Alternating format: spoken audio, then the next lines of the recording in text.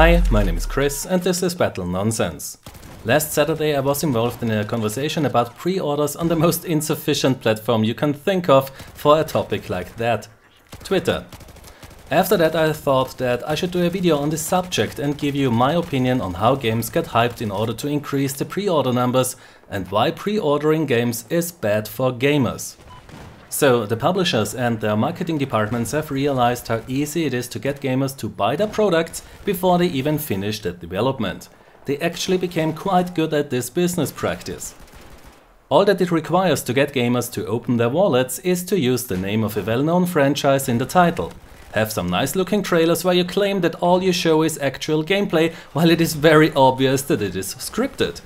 And to spice it up, you offer a few digital rewards like exclusive access to the beta, a 24-hour head start, weapons, skins and other in-game items, so that the consumer gets the feeling that they actually save money by pre-ordering that game. What they also realized is how effective it is to have gamers talk about these new products. Because if a gamer that I know or follow on YouTube talks about this new game and speaks positively about it, then chances are that I will like this game too, because I play the same games as he does. So many consumers think that these people are much more trustworthy than the online and print magazines. It's like listening to the advice of one of your friends. So inviting YouTubers to events where you show them your new game and let them talk to developers is not something that the publisher does out of the goodness of his heart. It is a very smart move from the marketing department. Not only is it very cost efficient to get a ton of publicity for your new product, it also increases the credibility of that information, because it comes from gamers and not from the press. But this means that we have a potential problem here, because you get invited to the developer. You get to play that game as one of the very first people in the world. You get to know the developers personally, and these are very nice guys. Then you get back home with a lot of footage and start to edit your video. Now, if you are a normal human being, then you will be thankful for the opportunity you got there. But some people will then focus on the pros of what they've seen and ignore the cons. They don't do that on purpose. The devs were really nice people after all, which you want to visit again, and you were just thankful for that opportunity, or you are a super big fan of that franchise. So to stay objective when you are in that kind of position is a very hard thing to do, but you must remember that you have a responsibility to not mislead your audience. If you are a writer of a magazine or a YouTuber, does not matter. You have people who listen to you. They want your honest and unbiased opinion. So you can and should be thankful for the opportunity you got there from the publisher and the studio. But you must also not forget that the only reason why you were given that opportunity in the first place was the size of your audience. So your main responsibility lies with your audience, and this means that you must tell them about the good as well as the bad things that you've seen. Tell them your unbiased opinion as much as possible. I don't mean that you should piss off the studio and the developer by ranting about everything that you've seen. What your audience wants is that you stay objective and not get carried away by the hype and your gratitude, which can happen very quickly. Now, a lot of YouTubers and regular gaming magazines fail to manage that, and as a consequence I cancelled subscriptions I had for print magazines as well as YouTube channels. I didn't do that because I disagreed with them. I have no problem with different opinions. I did it because these turned into extensions of the marketing machinery, basically copy-pasting the press releases without offering their own opinion. And this is not what I want to read or hear from them. This is not why I subscribed.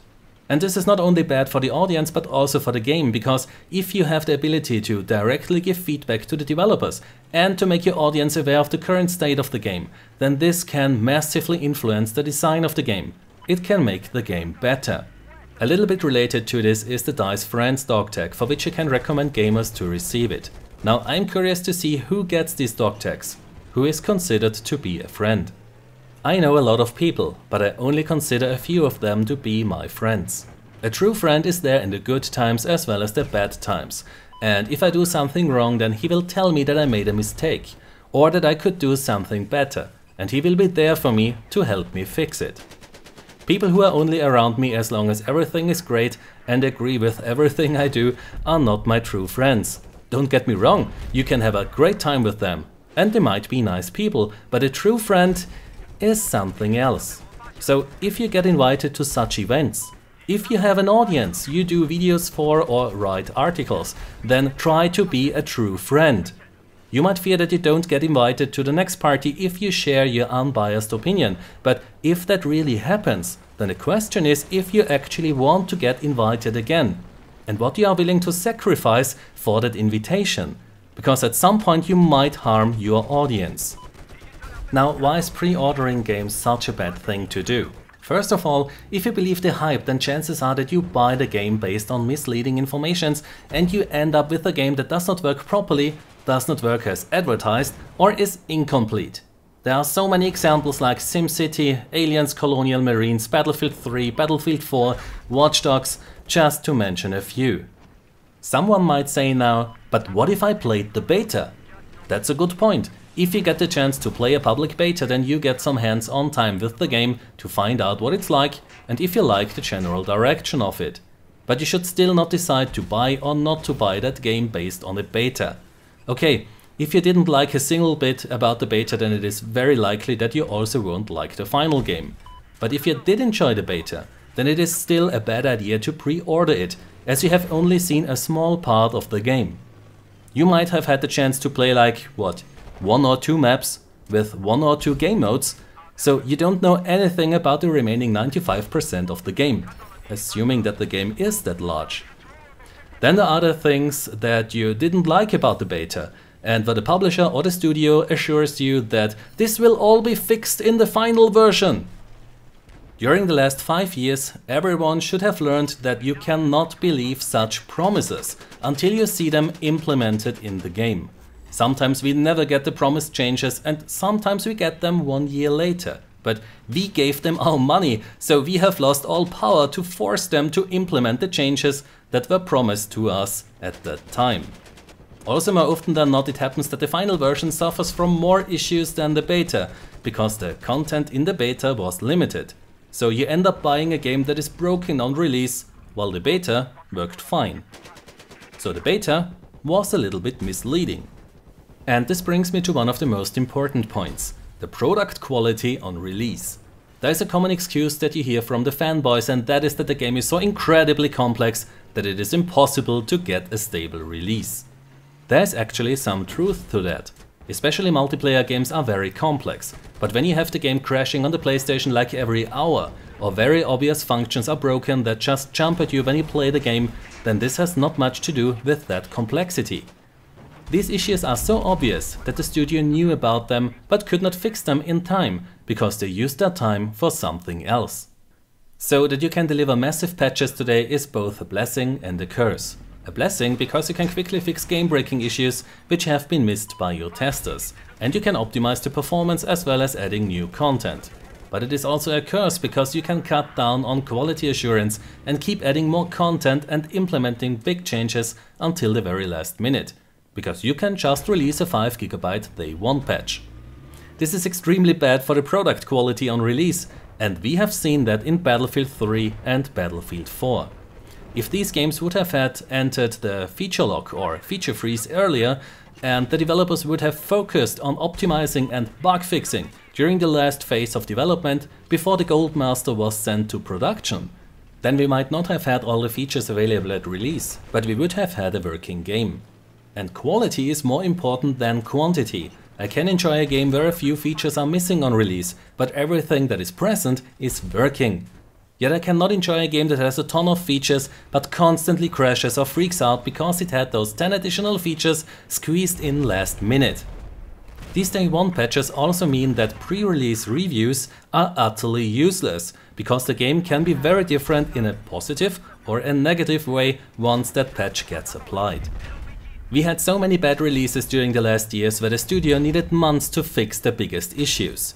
Not because the game is so complex, but because they kept changing the game and adding more features until the very last minute. And if you keep pre-ordering games, then you actively tell the publisher and the studio that they can continue with that practice. You tell them that you will continue to buy broken games that barely qualify as a beta, and you do so based on PR material and incomplete betas.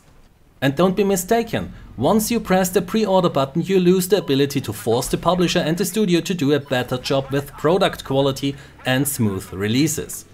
In my opinion, you even lose the right to complain about issues the game has on release, because by pre-ordering the game, you told the publisher that what they did in the past is just fine. The broken releases and broken promises don't bother you as long as you get your digital reward. So even if 60 or 120 bucks don't bother you, you should still think about the message you send to the publisher by pre-ordering their game. And even if that money is easy to give away for you, I bet that you still want a working game when it is released and not an incomplete or broken one. So I can fully understand the need to play a game as soon as possible.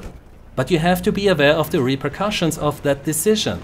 And digital distribution makes pre-ordering games even more pointless, because you are not at risk that the game will be out of stock when you want to buy it. You go to the online store, buy it, press download, and it will go straight to your PC or console. In the end, it is beneficial for everyone if the game has high product quality on release. Not just for us gamers, because we can actually enjoy playing the game. It is also good for the reputation of the franchise, the studio, and the publisher. And this means that it is good for the investors, because this increases sales. So be a responsible consumer. Do not pre-order any game from any publisher or studio. Show them that we want high product quality on release. Be excited for the next release of the franchise you love, but stay skeptical until the game is released. When it gets out, you just have to lean back, read the topics in forums and watch or read the post-release reviews from sources you trust. Only after the game has been released you will be able to find out which of the promises and claims were really true, and which were just made to trick you into buying the game early and make the investors happy.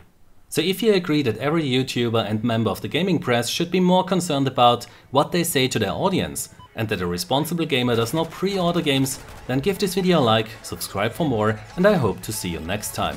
Until then, have a nice day and take care. My name is Chris and this was Battle Nonsense.